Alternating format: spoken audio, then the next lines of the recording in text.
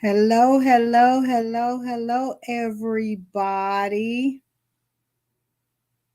I hope that your week is off to an amazing start. Again, hello, everybody. Thank you guys so much for joining in. I appreciate you. And again, I am so excited that you are here. Hello, thank you guys so much for joining me. Do me a huge, huge favor. Make sure that you're putting in the chat where you're joining me from. I would absolutely love to give you a shout out. And again, I pray that your week is off to an amazing start. For me, my week is off to a busy one, but a good busy. I am so blessed that this past weekend. Again, you guys, thank you so much for hopping on. I appreciate you. Please put in the chat where you're joining me from. I would absolutely love to give you a shout out. This weekend, part of my team, my production team, was in Dallas shooting the first half of my TV pilot.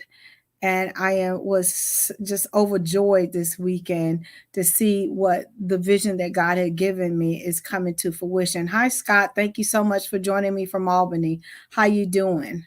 Um, Giovanna, how are you? I hope I'm pronouncing that right. Giovanna, from Italy. Thank you so much for joining me from Italy. I appreciate you. Hi, Tamika. How are you from Texas? I appreciate you guys for joining me. I appreciate you. Thank you guys all the way from Italy. Oh my God. God is an amazing man. I mean, I get people from Australia on here, Canada, Germany. I mean, this is crazy, but thank you so much for joining me from Italy.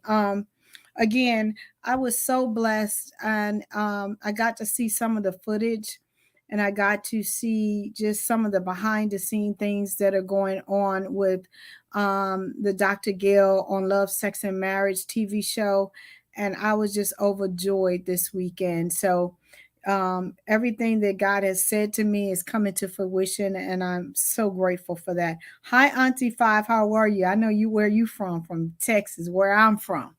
Thank you so much for hopping on here. Hello, Leo. How are you? How you doing? Where's my girl? How's she doing? Again, you guys, thank you so much for showing me so much love and hopping on here. I appreciate you.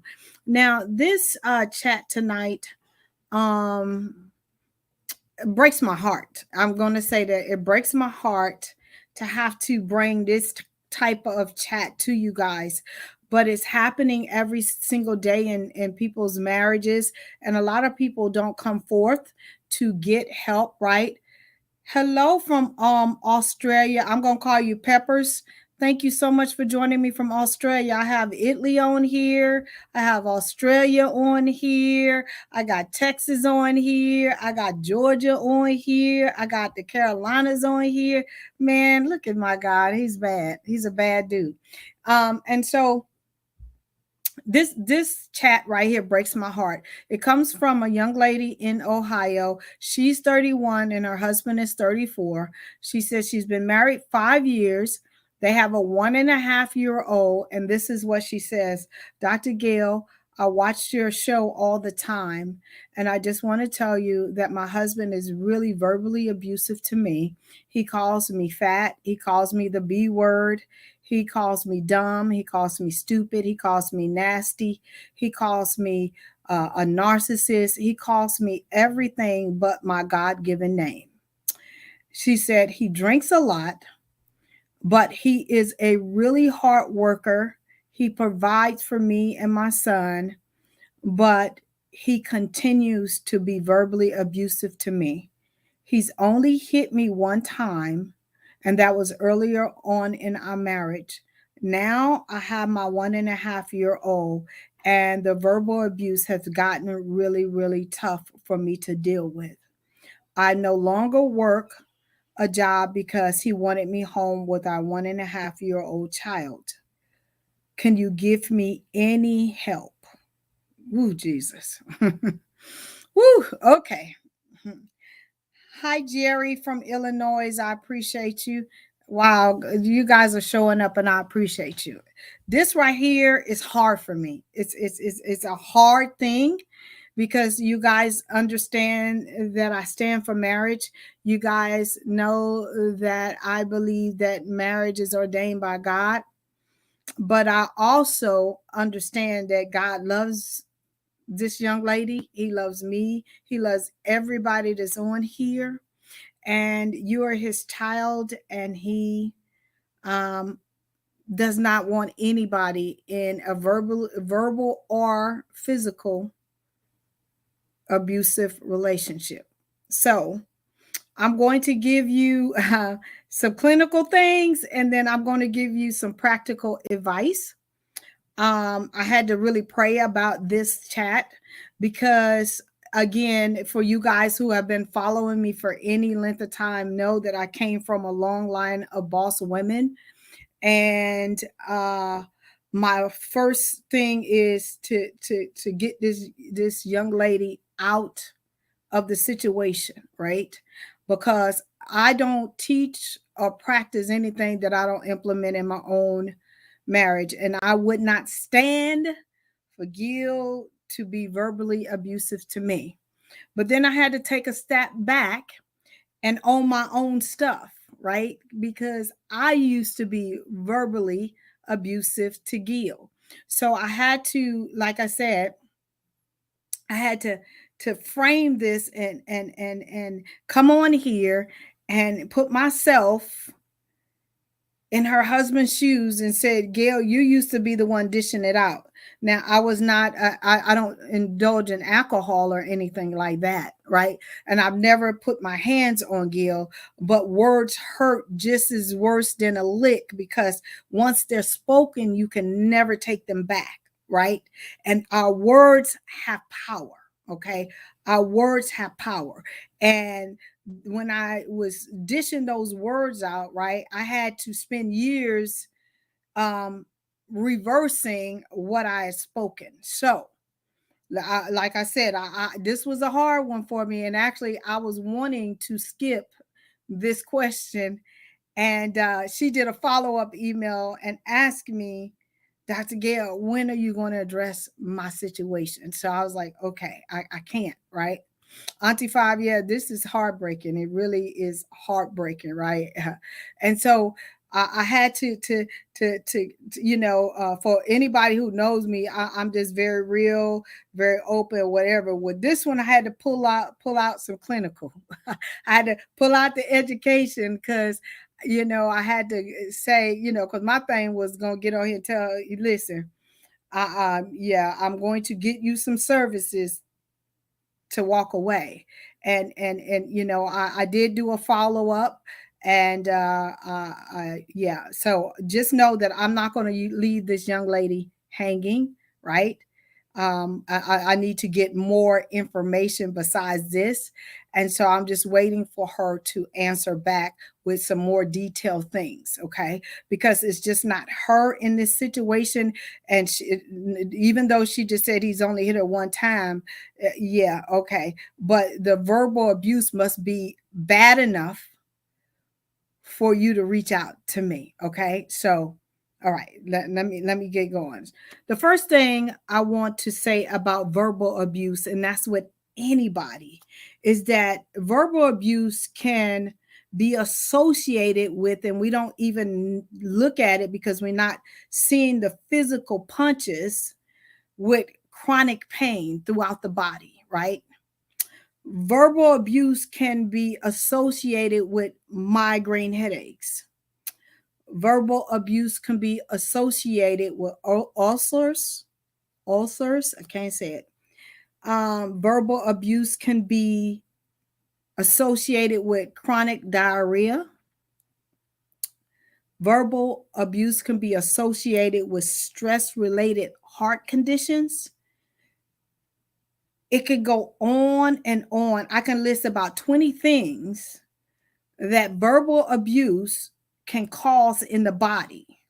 And that's not even with a lick, okay? And so when I started doing research and I was looking into what verbal altercations can do to a person, especially if they're done all the time, These are just some of the small things that it can lead to, okay? Because it can also lead to someone taking their life, okay?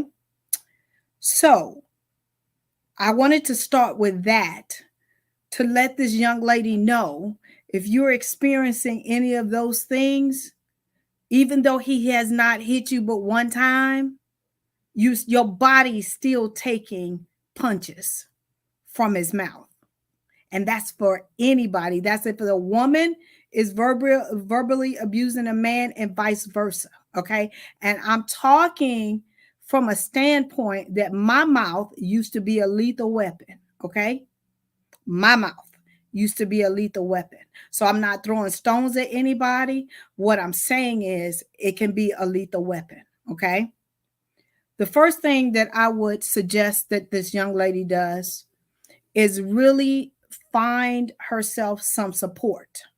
And when I say some support, I'm talking about somebody at your church, somebody that is in a domestic violence, you know, uh, that has like a support group for women who are being violated or something like that.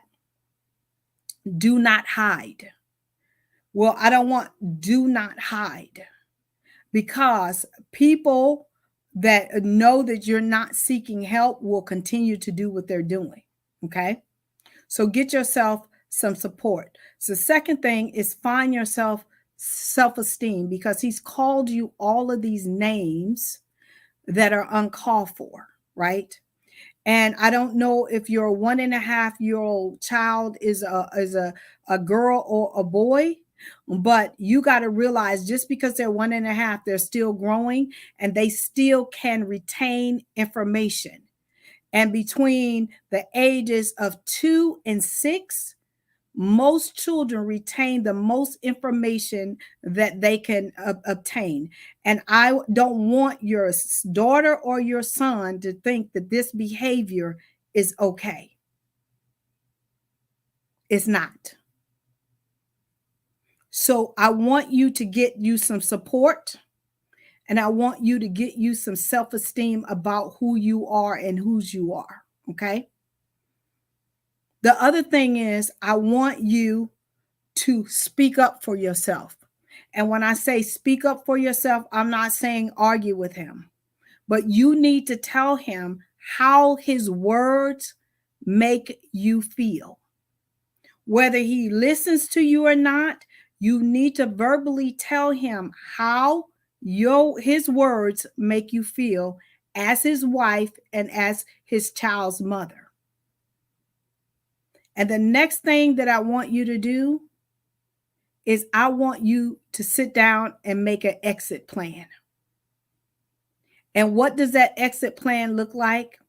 It looks like healthy boundaries. It looks like time limits.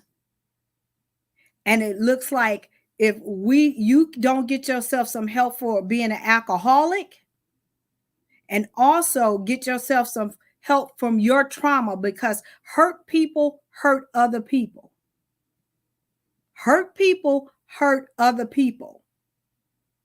Then this is my exit plan. And I don't, like I said, she said that she's not working right now. So I understand why she's probably still there. But there's programs, there's help, and all this kind of stuff. And let me just tell you that I have already done the work where she is to get her the help that she needs in order to exit, if that's what it leads to.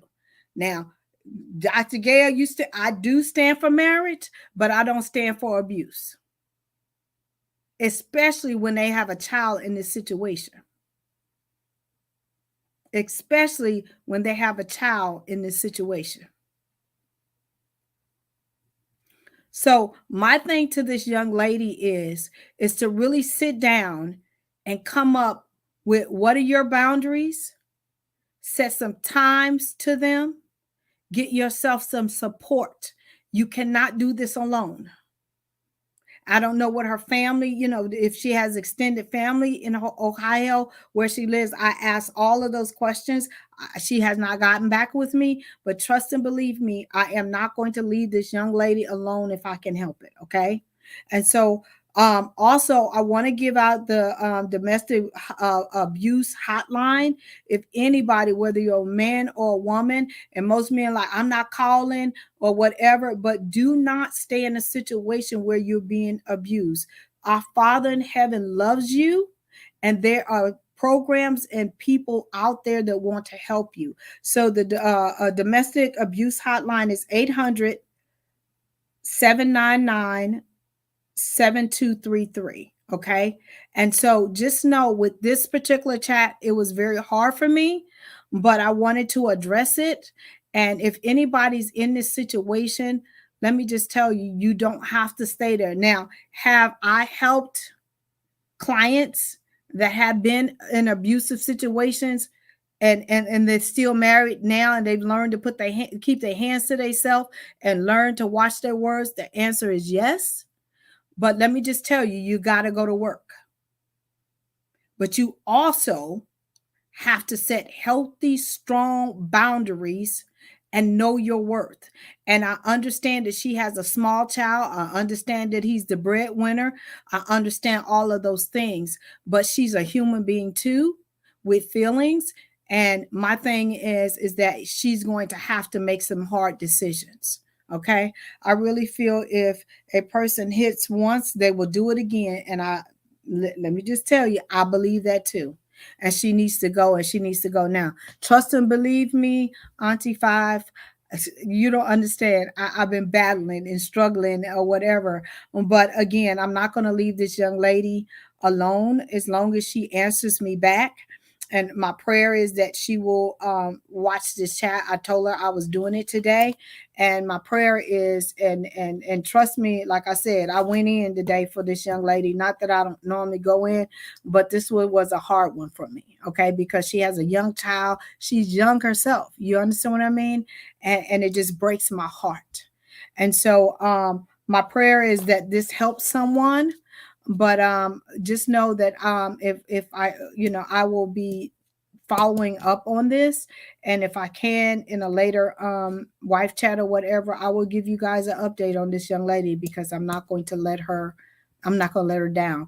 And like I said, I don't know if she has extended family there or what's going on, but those are some of the questions that I did ask.